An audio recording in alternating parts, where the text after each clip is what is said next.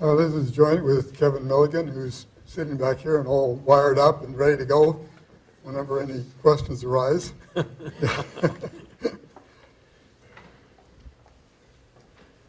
Well, what's the motivation for this?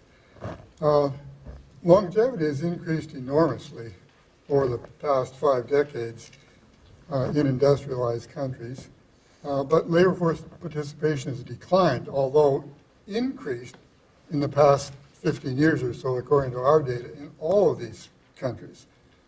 For example, the United States, in the past 5 decades, life expectancy has increased about 30% for men, yet the labor force participation of men 60 to 64, even counting the recent increase, has declined almost 30%. Well, that seems like a situation that's not really tenable. So we want to understand how changes in health over this time period have changed the capacity to work. I guess I should say that many of us talk a lot about extending work life. And rightfully, the issue always comes up, well, what's the capacity to work? So we're thinking about one measure of the capacity to work. So we want to compare health over long periods of time, 4 decades or so. We want to compare across countries also. And mortality is one thing that's comparable across time, by and large, and it's also comparable across countries. So we need that. We want to explore, I must emphasize, explore the use of mortality as a measure of average capacity to work. And I say average because we don't do anything about differences across, well, for example, differences by education would be important to me. We don't treat that. The data is based on, by and large, on 12 countries that are part of the International Social Security Project. I won't do that, I'll just skip over it. First, I'll talk a little about mortality and other measures of health and emphasize self-assessed health. Partly because self-assessed health is about the only thing that's available over long periods of time. Here's a figure for the U.S. The blue line shows the decline in mortality. Almost everything here is about men, because it's harder to deal with women with changes in labor supply and all of that. So the blue line pertains to the decline in mortality. The line above is the decline in the proportion of people who say that their health is fair or poor. You can see that they're sort of parallel. And I point out that in this case with the U.S., the red line is above the blue line. Well, here's the very same figure for Sweden, more or less the same, except that here the red line is below the blue line. That is the fair or poor health. Well, we can sort of think of that, and a lot of people have looked at it in much more detail than we have, as kind of a country-specific response effect with respect to self-assessed health. But if you look at the percent change in the proportion you say they're in fair or poor health, you sort of difference out this country-specific effect and relate that to the percent change in mortality, then you say fairly noticeable correspondence between the two. I'm just going to skip over this because it's actually sort of an updated, same thing that Jeff just showed a minute ago. Well, I guess I'm not going to quite skip over it. So here we would show a change in sort of mortality equivalent ages between, I guess this is 1970s and the early 2000s. Here it's about 7 years. You notice the 60 to 70. The point of this was to compare it, not just that, to compare that with what you get if you do the very same thing except with self-reported health.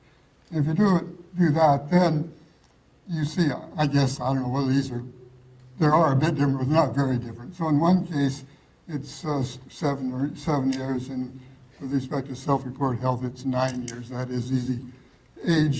Ages at which you have the same mortality and ages at which you have the same self-assessed health. Well, you can see mortality improvements. You can't see the distinguished countries very well, but you can see mortality improvements in all of these countries since, I don't know, about 1960. This is one way that seems useful to think about the improvements in mortality. This figure, whoops,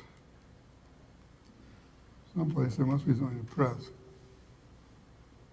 This figure shows, you see it, at age 60, we're thinking about beginning to age at 1957 at age 60, and then the red line shows the ages at which with the same mortality in subsequent years. So this goes up to 2007, and you can see that at 2007, mortality at age 70 was about what it was at age 60 back in 1957.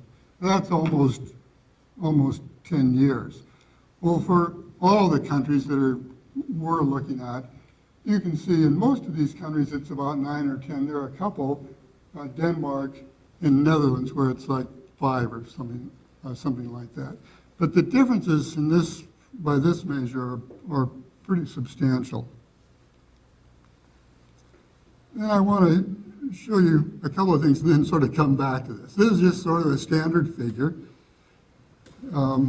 It shows the relationship between employment, the employment rate and age, and I think there are 8 countries here.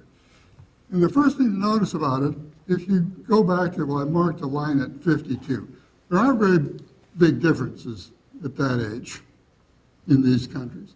But if you go to age 64, it could be 65, there are very enormous differences. Now, we know, or we believe we know, based on sort of the Gruber-Wise kind of analysis, that's due primarily to differences in the incentives to retire early across the countries. But this figure shows the same thing, except you'll notice that on the horizontal axis, it's with respect to death rate, not age. And just go backwards. The lines, the vertical lines are supposed to correspond. So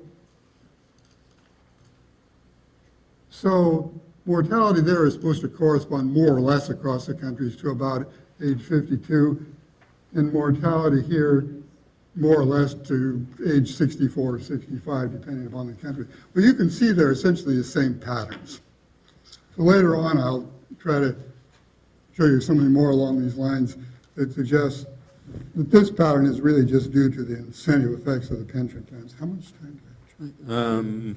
Certainly another 10, easy. Okay. Then I want to take some time with this figure, which we kind of like.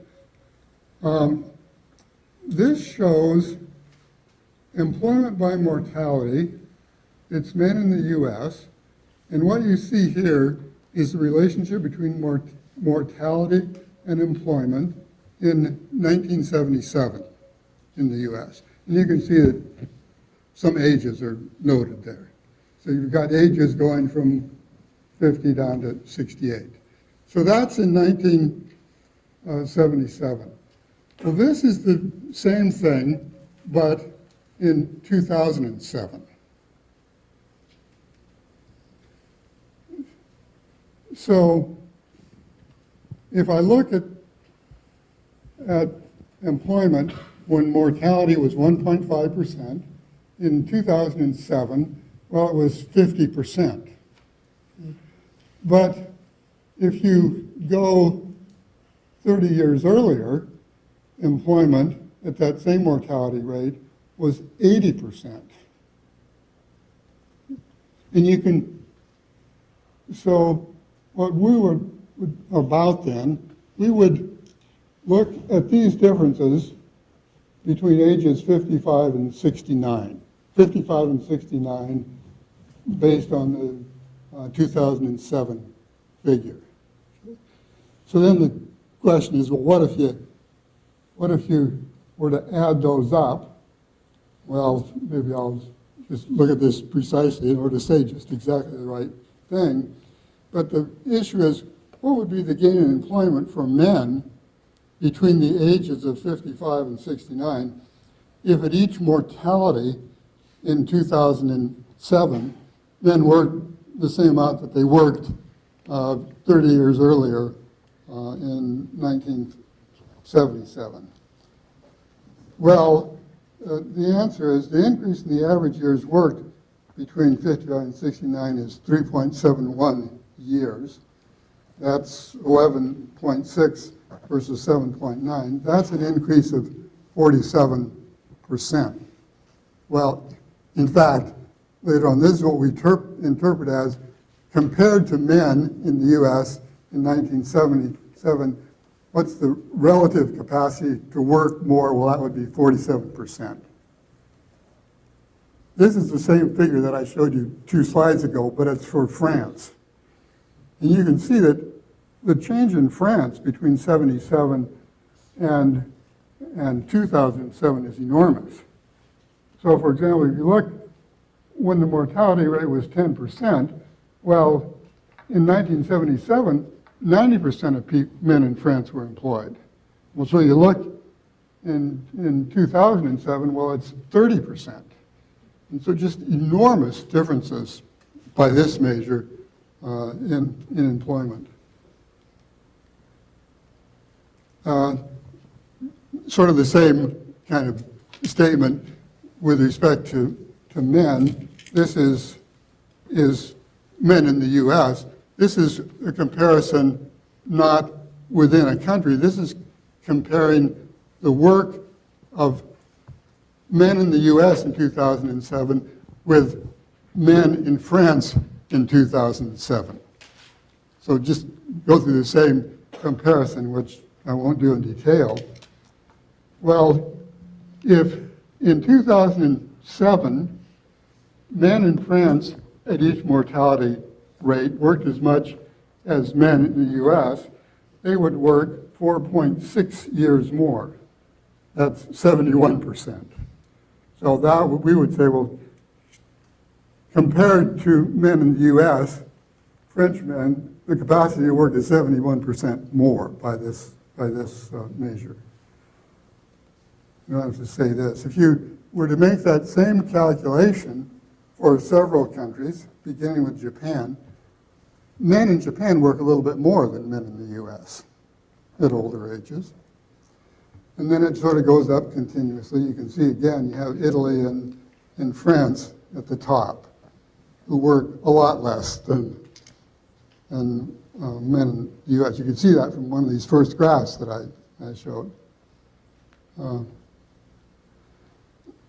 What's this about? This figure, Jeff just showed this, a different version of this same figure. This is from a Gruber-Wise figure. It shows the relationship, call it here the tax force to retire. It's just an index of the incentive to leave the labor force. And the proportion of men 55 to 65 not in the labor force. So that's just reproduces that figure. This shows the same thing, except with respect to mortality. That is, what proportion of men across countries are not in the labor force when mortality is 0.15%.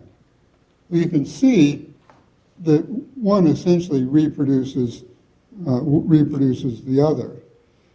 So the implication of this, or my understanding would be, that if planned provisions were similar in these countries,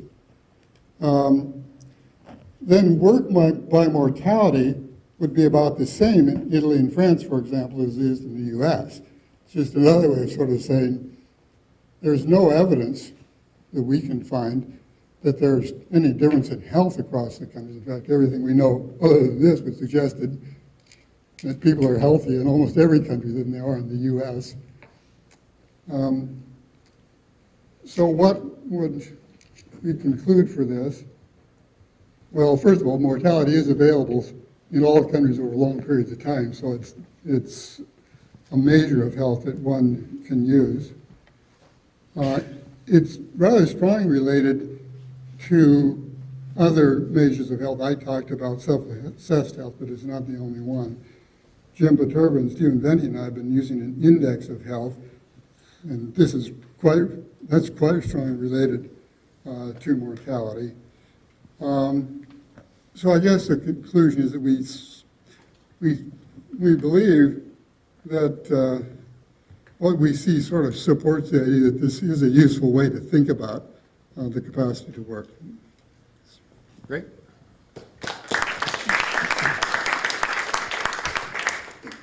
Discussant is Mike Hurd of RAND.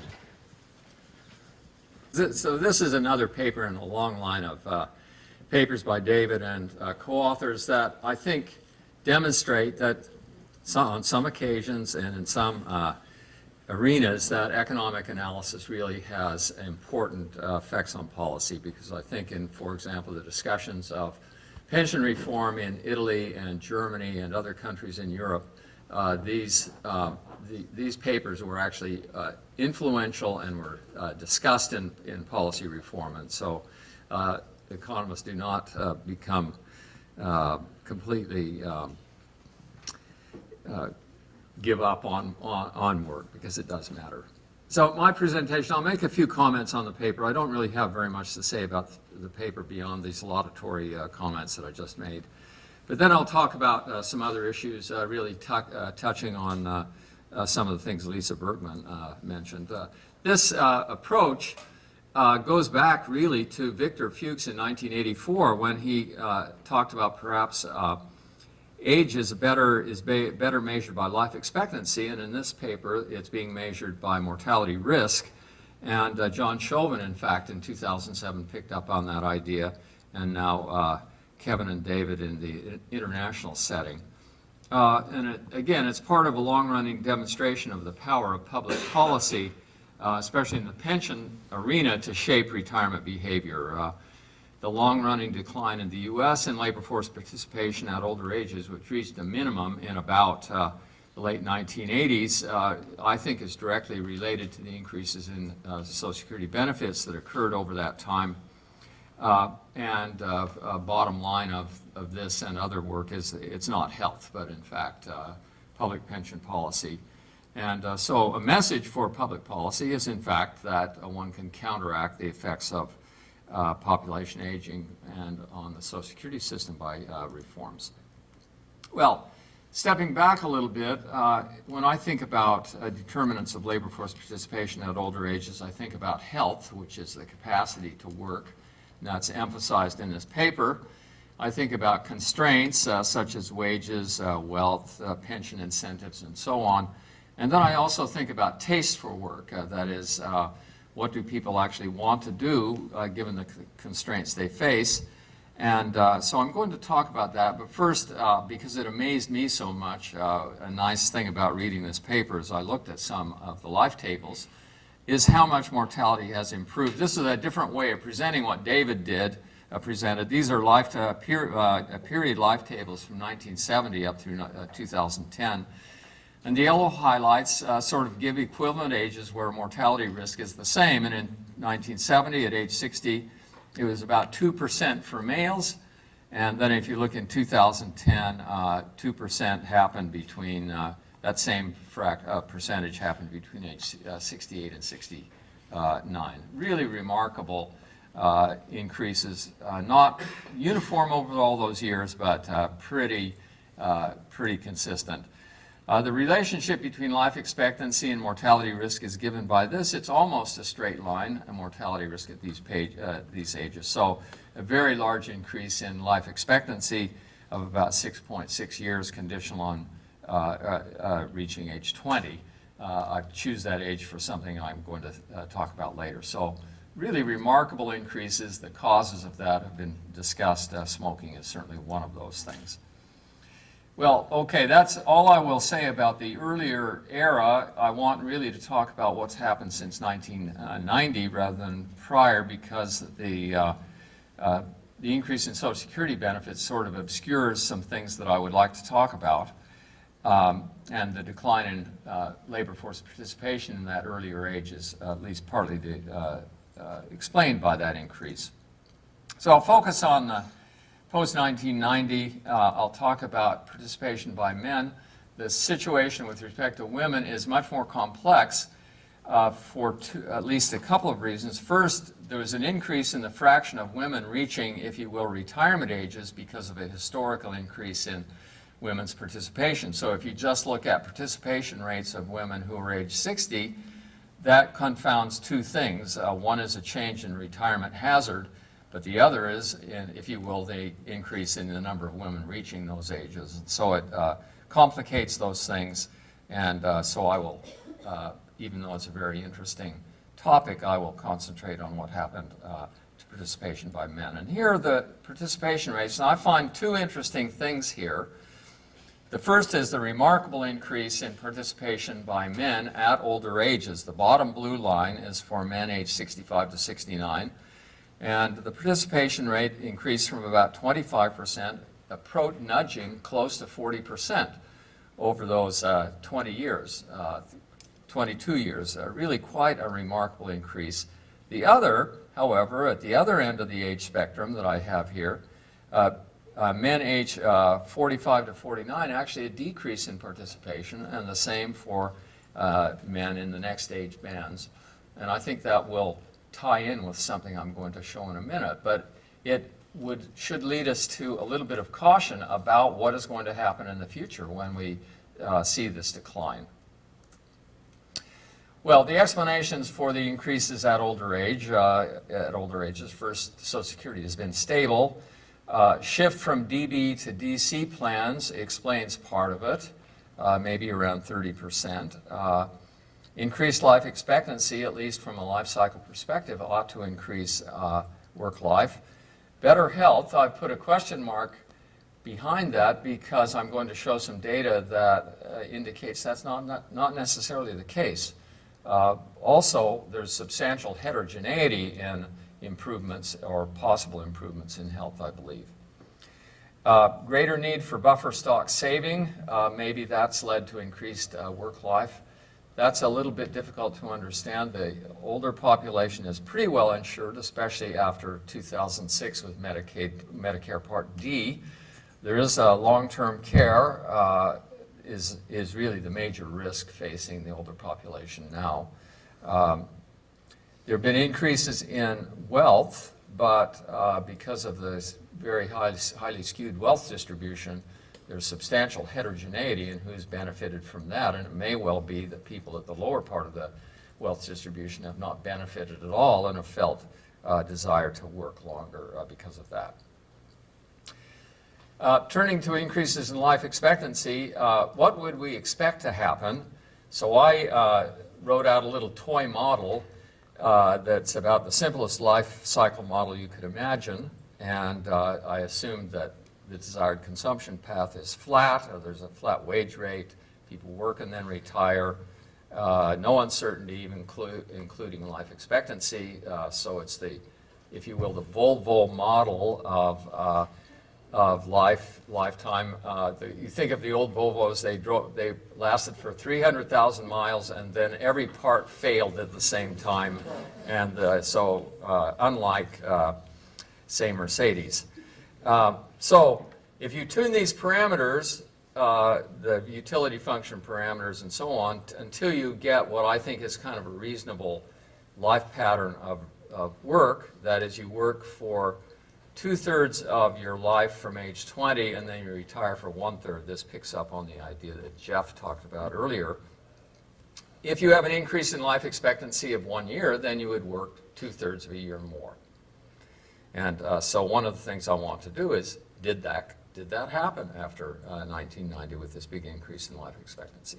So here's the increase in life expectancy conditional on surviving to age 20 that I talked about before, an increase of 3.1 years over that time period. What about the increase in work life? That's a little bit hard to calculate because you want a work life expectancy. So what I did was to, drawing on earlier work, estimated some retirement hazards from the health and retirement study data. So this is in panel. And then devised a Cox proportional hazards model to match participation rates at ages 60 to 64 in 1990 and in 2010. And then you can take the area under these survival curves, and that gives you work life expectancy. And this is what the survival curves look like. So this takes people who the probability of working at age 50 in 1990 and in 2010 I take to be 0.9. These are the survival curves that come out of that exercise. The 2010 one is boosted up because of higher labor force participation at age 60 to 64 in 2010. And what you see is that at the bottom it says in 1990 expected work life up to age 75 was 13.2 years, and in 2010 14.7 years. So an increase in work life of 1.5 years. Yes. Additional on 50, yeah. Starting at 50. Starting at age 50, yeah. So the change in life expectancy, 3.1 years. Using the 2/3 rule, you'd want to work about 2 years longer. Estimated actual change, 1.6 years. So not that far from what you might expect from an increase in life expectancy. So I would conclude from that, at least based on these gross things, that possibly people are working longer because of their eye towards greater life expectancy. Well, what about future labor force participation? I'll look at health changes in the health and retirement study and also the subjective probability of working, which is data collected in the HRS in a consistent way since 1992. And here's what you see. This contradicts some statements that were made earlier and is more in line with what Lisa Bergman said. This is the percent reporting fair or poor health among men in the HRS in 1992, 98, 2004, and 2010. And you can see, let's look at the age 51 to 56, the left-hand 4 bars, a very substantial increase in the fraction reporting fair or poor health. And about flat at age 57 to 63. I put the ones at advanced age to talk about, or at least confirm, what has been stated in the literature before about an increase in health in the older population. You can see very definite downward trends in the fractions, say at age 80 to 84, reporting fair or poor health. So a definite change in the reported healthiness by age band here. Excellent or very good health, more or less the same story. One or more ADL limitations, age 51 to 56, a slight increase, certainly at 57 to 61, a noticeable increase, flat at age 80 to 84, and a decline at age 85 to 89. Again, kind of confirming what self-assessed health has done. Ever had diabetes? Very large increases at all age bands. Diabetes, of course, can predict very serious health consequences in the future. Percent with BMI 30 or greater, very large increases in all age bands reporting BMI of 30 or greater. Well, so just looking at these health indicators, you can see at older ages possibly improvements over time, possibly that would support the increases in labor force participation that we've seen, but the changes in health at younger ages makes one wonder about whether this trend is going to persist. The HRS has a direct question about anticipated work life in terms of the subjective probability of working past age 62 or 65. The HRS has a number of these types of questions. This one in particular has been studied very substantially, and it's asked in the form, what are the chances you will be working full-time after you reach age 62? And there's also a target at age 65. And these are we've studied these in panel data, so you look in 1992 and you look at what people say, and then you see whether they actually do work past age 62. And they're highly predictive of the actual outcomes that we see both across individuals in cross-section, but also over time. And here's what we see in the same kind of cohort analysis that I put up for health. The subjective probability of working past age 62 asked among males by age band. The left 4 columns are males who are working, asked of workers, age 51 to 56.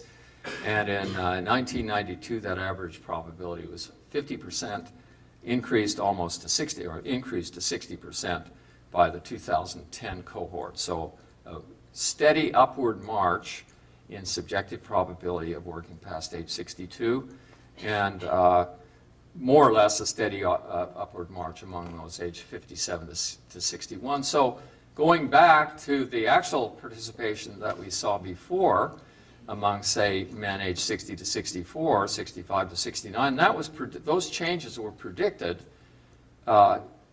10 or 12 years earlier by these variations in subjective probabilities of working past age 62. Those increases were predicted. And so if you look at these, well, I'll also do it for working past age 65. Again, basically the same pattern, maybe even more variation going from 30%, well, 30% to 40%. The same pattern. So looking at these, you would predict that we are going to continue to see increases in participation by men in their 60s, because that's what they're telling us when they are in their early or middle 50s, both working past age 60 and also past, or 62 and past age 65. So the conclusion is, I would say, it's a complex situation. Average health seems to be worse. It may be a heterogeneity story where the bottom part of the distribution is becoming less healthy. The middle or upper part is maintaining its health or possibly becoming more healthy. On average, people are saying they're going to work longer, but maybe the bottom part is what is going to drop out. But if I had to make a prediction about what's going to happen to future participation, I would say it will continue to increase. All right, thank you. Questions? Henry? Yes. I want to quarrel just a tad with Mike's read on the history of Social Security and on his characterization of David's work. Mike said that Social Security was growing until 1985 and stable afterwards. I don't think either of those statements is correct. Social Security took a big jump up in 1972, and then further increases, unintentional, through 1977, at which point Congress legislated a big cut in Social Security. So, and then, of course, there was the legislation enacted in response to the Greenspan Commission, which did lead to benefit cuts after about 1985. But there have been further cuts since the year 2000 because of legislation enacted in 1985. So Social Security has actually been trending down. Furthermore, it's very low relative, in level, relative to those of most of the countries that David is studying. But the key point is that David's analysis of the relationship between incentives to retire and retirement behavior does not concern the level of Social Security benefits. It concerns something that he christened retirement force, which is in effect the net gain or loss through taxes and pensions as it affects the net wage of working an additional year. So it happens that the U.S. benefits are quite low compared to those of other countries. But the main story is that our retirement force is low because our incentives are less adverse to continued work than are those in most of the other countries, other than, I think, Japan, that David analyzed. So it's the retirement force, not the level of benefits. And anyway, we're already at the bottom of the heap, more or less, as far as the level of benefits is concerned, relative to other wealthy OECD countries. Henry, I was going to question you, for low-wage and low-income Americans. I'm referring to average earners. I understand. Social Security is not so, it's become more generous because of the way it's tied to average wages and not their wages, which have been poor. You know what I'm talking about. Yeah, but the formula, the steepness of the formula hasn't changed. It's indexed to the change in average earnings, but the level of new benefit payments at all levels moves up and down by similar proportional amounts. It's also, Henry, I think what you said is right, but a key thing is that the benefits be actuarially fair or near it. And they have been more that way, and now they're almost all actuarially fair. Maybe they are, but they didn't quite. Yeah. Yeah, we get to actuarially advantageous in some sense, but go ahead. I'm sorry, Gary. I wonder, the question seems to be how many years of paid work are needed in order to support longer lifespans because of declining mortality rates. But I wonder if we're missing a big part of the story here in that, yes, if we think of a canonical person who was working from 20 to 65 or 70 in 1910, it would seem as though they should work much longer. But in terms of paid work, isn't the big story that employment rates between age 20 and 64 rose tremendously in the 50 years after World War II? Here are some numbers. Between 25 and 34, the proportion of employed people rose 18.5 percentage points. Well, that will pay for an awful lot of people's retirements. Between 35 and 54, employment rates rose 16 percentage points. Now, you might wonder, geez, I didn't know that happened. But it did happen because women work so much more than they did a half century or a century ago. And so, in fact, what we're seeing is equality, closer equality in career earnings patterns of men and women, which on balance have greatly increased the total amount of work that's done between ages 20 and 64. It would seem to me that pays for a lot of retirement as long as the retirement incomes can be covered. Bob? I was going to sort of comment on Mike's point about the distinction between sort of heterogeneity of the effects and sort of average effects. And I think his graph, one of the graphs that he put up, sort of points toward the heterogeneity direction. There's been this growth of labor force participation by men at late ages, and a decline that he noted of participation of men in their 40s.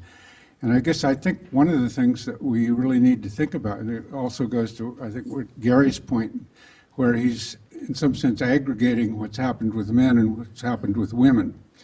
And essentially, the point I want to make is that there's a divorce revolution that took place in the 60s and 70s. There was a very large growth in non-marital fertility that's been going on. And I've argued earlier that growth in non-marital fertility in part reflected among lower income, lower education men, reflected a shifting of the costs of the bearing and rearing of children onto women, and made men sort of detach, a lot of these men detached from the resources that are going into this. And so I think what you're seeing in some sense with the lower income men is sort of less of the traditional sort of male breadwinner role that's being played at older ages, And part of the growth of female labor force participation at these older ages is reflective of the fact that the women are really the breadwinners for a lot of families. And this was a bifurcation that occurred with very little of what I'm talking about going on at high education, high skilled levels of households, and a lot of what I'm talking about going on with the low income and levels. So I think we need to really think very hard about sort of averaging what I think is underlying a very heterogeneous world. Other questions? Okay, Kevin? Yeah. Kevin? I have a microphone on here too. I'm sorry. That's right. That guy is, wants to turn That's that right, on. that was me. If I could jump in, I'll maybe address the question about women in the labor force now. How we should think about that. One thing is to make clear, in our work, we looked just at men, and the reason was we were interested in this mortality-employment relationship across time, and it gets very difficult to do that for women because there's the cohort effect as well as the age effect going on. So it wasn't that we're not interested in women, it's just that it was a more complicated analysis to do, and we were taking baby steps first. But I think your point is important, that when we get to policy analysis, you want to remember that there are women around, and we want to take those into account. And two ways to think about that. Yeah. Yeah. One thing is, in terms of the sustainability of the Social Security system, when the women are working more across generations, as we've seen, it's true that they're contributing more to family incomes in retirement, but in terms of sustainability of the Social Security system, they're earning their own Social Security check then as well. It's not going to help pay for the men's Social Security checks if they're working less relative to their longevity. But the bigger picture is, when you think about just aside from Social Security sustainability, when, before the Social Security checks or the retirement income of men was paying for the family unit, now you have some additional income coming in from the female labor force participation. That's in addition to retirement income. But we've had a kind of a plateauing of female labor force participation. In most countries, it's around 1990, in the US, I think, as well. And so the question is, as longevity seems to continue to increase for men, it's not clear that we're seeing a compensating increase in female labor force participation, at least since about 1990 or so. So those things are going farther apart. Oh, I'm sorry. Steve? The discussions have been around increased life expectancy and work life, and those are all good discussions. Mine was more a question. There's another big impact, I think, is the collective productivity of our society. And go way, way back when most of us had to scrap to make the food we ate, and we all know that the labor participation in the agricultural segment has gone way down. So as we get more efficient, we're able to support more people who don't work, who aren't productive.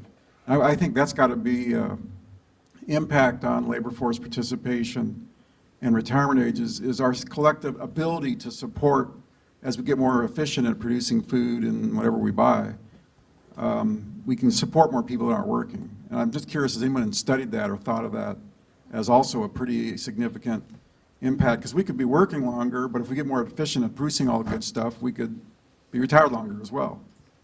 Can I say something? Well, I want to say something about that, and also what I understood, Gary, your point to be that is employment rates have increased, and there ought to be more resources for retirement. But I think that really is a heterogeneity issue. And for example, for about half of you, if you look at what happens to assets after retirement, they grow way into the 80s. But for the other half essentially don't save at all. And a lot of this is just related to education levels. So what? Oh, no, I was trying to get John to scoot over here. John! Now, I wonder what you were doing.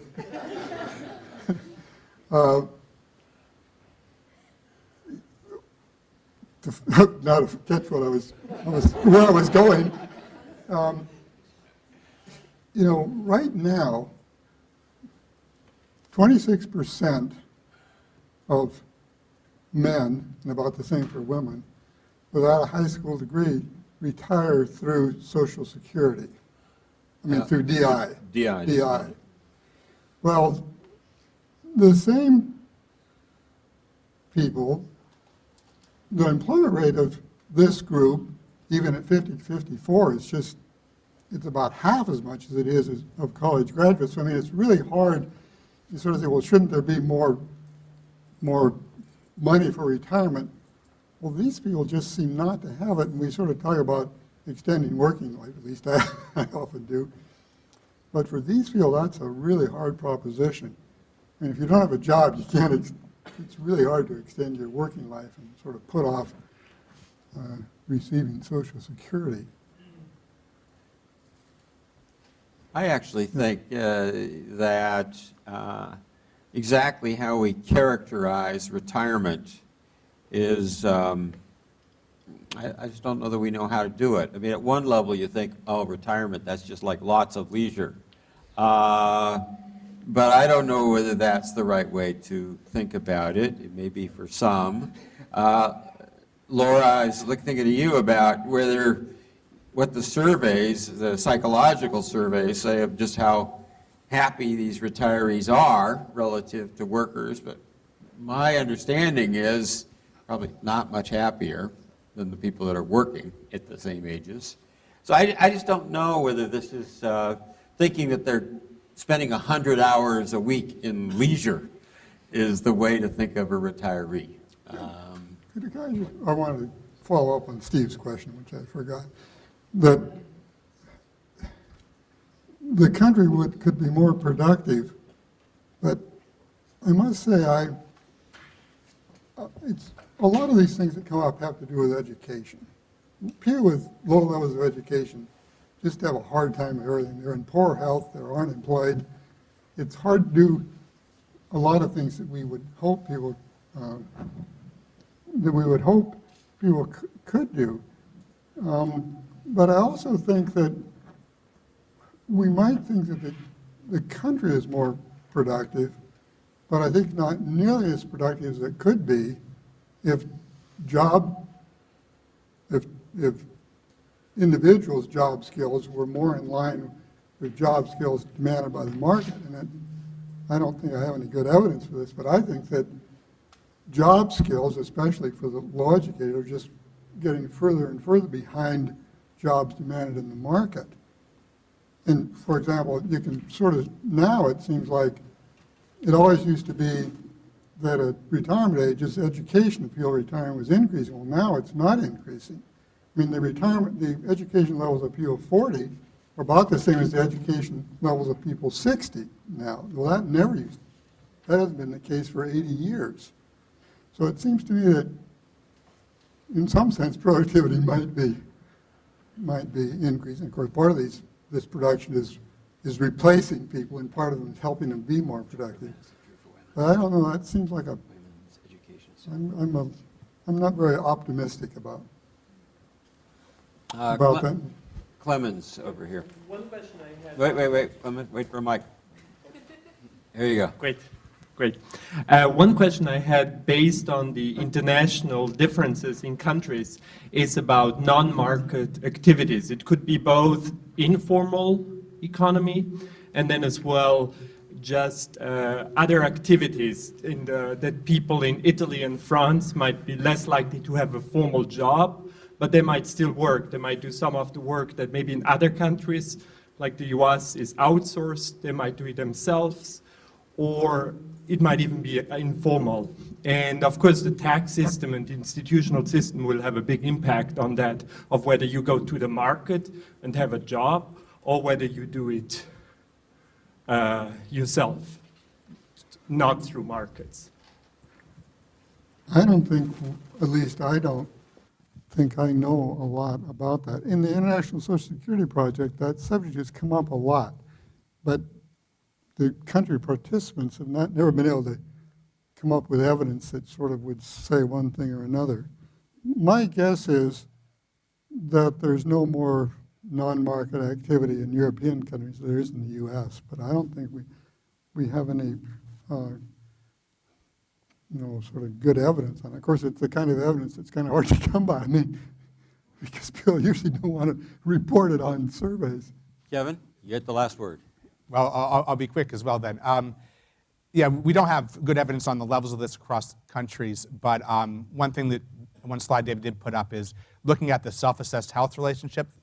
There are these fixed differences across countries. When you look at the growth across countries and compare that to mortality, so that was our chosen measure of health here, it difference out those fixed countries affects this kind of relationship between what's going on in the more subtle measures and what's going on in mortality seem to continue forward in that graph.